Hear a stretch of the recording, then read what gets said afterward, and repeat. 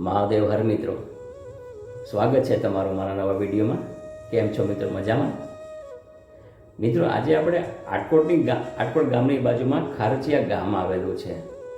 જો તમે આટકોટથી ગોંડલ જાઓ તો ખારચિયા ગામ આવે છે. એ ખારચિયા ગામની અંદર સ્વયંભૂ સાત હનુમાનજી મહારાજ બિરાજમાન છે. એ હનુમાનજી મહારાજના દર્શનનો પણ લાભ લેવા જેવો છે. મિત્રો,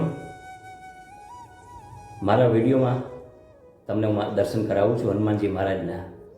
ખૂબ સરસ જગ્યા છે, નાની એવી જગ્યા છે અને સ્વયંભૂ સાત હનુમાનજી મહારાજ બિરાજમાન છે. એ દર્શનનો આપ શ્રી લાભ લેશો. બીજું મિત્રો, આપને ખાસ વિનંતી છે